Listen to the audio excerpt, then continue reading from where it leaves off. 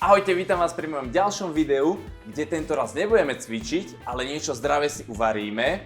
A bude to Hokkaido polievočka. A teda budem variť túto spolu s Viktorom, takže Viktor, vítaj vo svojej kuchyni. Čaute. A môžeme sa pustiť na to. Dobre, takže s čím môžeme začať teraz? Tak môžeme začať úplne jednoducho, ošupeme si všetky suroviny, ktoré tu máme, čiže jednak je to základ, to je to Hokkaido, potom tu máme cesnak, cibulu, mrkvu a petržlen, takže môžeme sa pustiť do toho.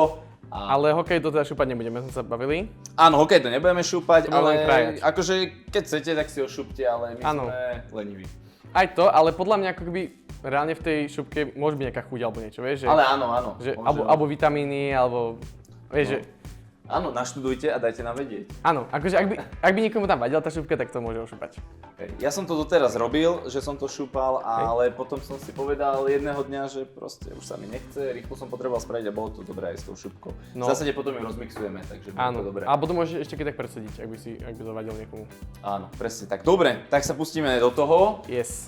Ja začnem so šúpaním mrkvy a petržlenu. Áno, a ja zatiaľ začnem krájať túto Hokkaido tekvičku.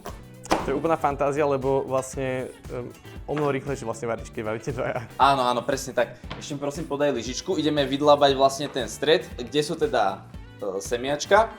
Inak, taký tip, keby náhodou máte záhradu a chcete si posadiť Hokkaido, tak nemusíte kupovať semeno, stačí vlastne tie semiačka si usušiť a môžete ich zasadiť a ušetríte za semiačka.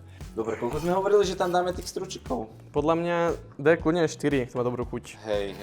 Áno, si hovoril, že máš rád cesnak. Ja mám rád cesnak. Takže ono všetko to nemusíme krájiť úplne na malé kusy, lebo to budeme vlastne piecť.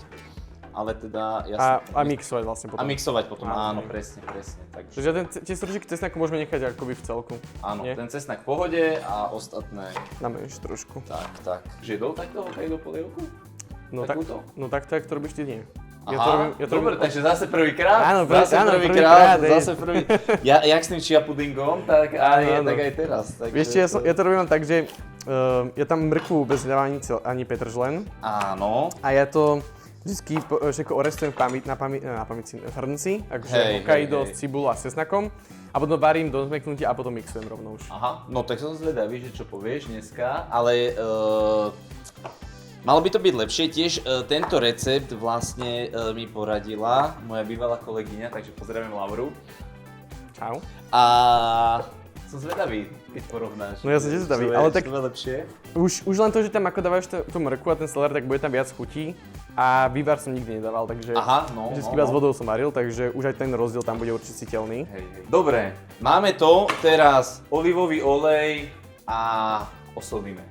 Dobre, olivový olej je tu. Takže teda olivový olej hovoríš. Áno, olivový olej. A sol je tam. A sol. Môžeš dať aj tú morskú, počúvaj. Chcel by si? Morskú? No, dajme tam, áno, dajme tam tak túto.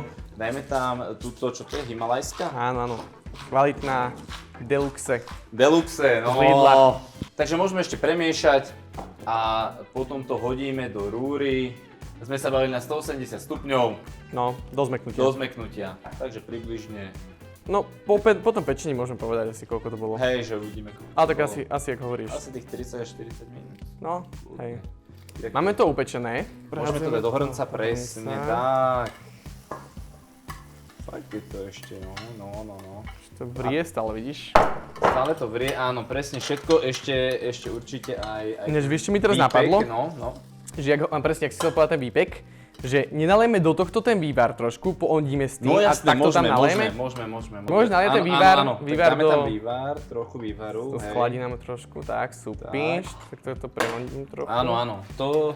Ten výpek máme. Z tohto výpeku ani kvapka na zmar, lebo tam je tá najlepšia chuť. Sme tam. Fantázia.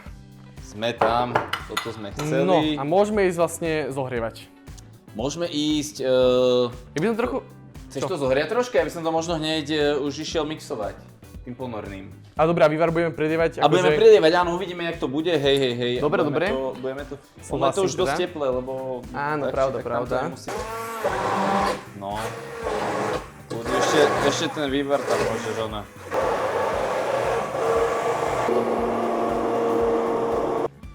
No, takže máme to teda rozmixované, ochutnáme. Výborné. Výborné. Fantázia. Možno troška soli, ale vieš, až tak mi to ani nechýba, až tak veľa nesolím, ale môžeme tam dať. Tak ja si keď tak prisolím potom. Či chceš trochu prisoliť? Nemusíme akože, keď nechceš.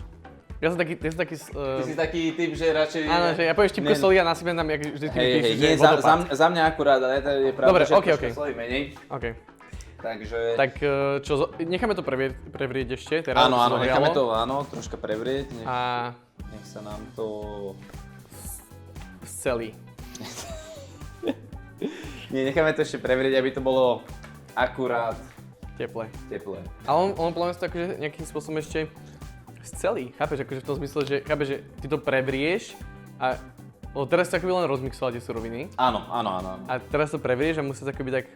Áno, dať sa tak dokopy. Áno, tak dokopy, tak som myslel. Prepojiť tie chute. Prepojiť chute, to je to slovo. Áno, musí sa to prepojiť a teda použijeme na aj vyzdobenie, ale trošička aj na dochutenie by som povedal. No.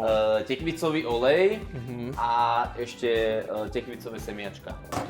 Už to aj máme zovereté. Dobre, aby tak sa to nám môžeme... nepripálilo. Dobre, tak môžeme servírovať. Môžeme servírovať a servírovanie, to je parketa proste pre šéf kuchára. Ja zase pre mňa, dobre, ok, jasné, poďme na to. Tá modrá sa k tomu to zaujíma. To je, tak krásne nameráš proste, to je vidno, že nedržíš naberačku prvý raz v ruke. Áno. No, nejaký pekný obrazok na správu.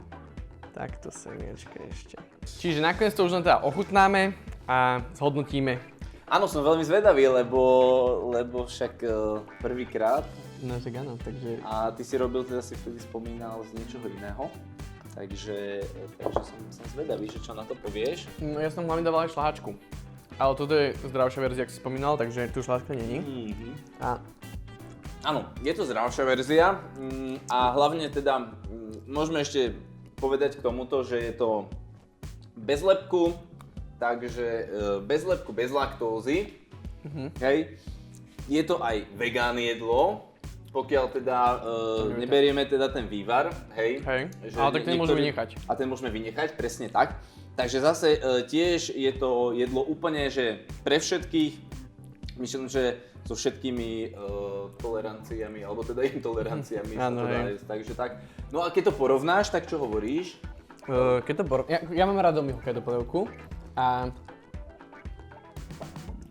no cítim tam, že tam je rozdiel tej mrkvy a to petržlenu, aj to vývaru samozrejme, lebo ten som nedával, takže podľa mňa to je úplne že úžasné, ale ja by som si ešte k tomu spravil krutóny. Veľmi rád. Áno, alebo sa dajú ešte toastíky spraviť. Alebo toastíky, áno, hej. So syrom, dá sa to už je potom, akože samozrejme, že na vás. Áno, takže... Na to sme dneska zabudli, ale tiež mne to príde také, keď som si začal takto robiť, túto krémovú polievku, že cítim tam takú väčšiu, alebo takú tú plnosť chute. Oproti tomu, že predsa len to, že sa to prepečie a vlastne dá sa tam aj tá mrkva, aj ten petržlen, je to aj také trošička ako keby, že zdravšie, ale hlavne je chuťovo také plnšie. Takže ona tá zelenina si je trochu skaramelizuje, keď ju pečeš, vieš, jak sa osmarne. Áno. Takže akože tá chuť, áno, to určite je to iné. Veľmi dobré. Fakt dobrá. Ešte niektorí do toho, keď chcú také, že to mať troška kyselejšie, dávajú akože citrón alebo takto, že citrónovú šťavu, že s tým som to jedol. Ale toto za mňa je akože topka. Hej, to super. Ty si zase všetko zjedol, počúvaj. Zase 12 hodín, že dneska som nedol. No vidíš to. Už som spokojný veľmi. Bomba. No tak ja dúfam, že videjko sa vám páčilo, že to perfektne, že sa to páčilo, že ho vyskúšate všetci. A uvidíme sa na budúce. A čaute!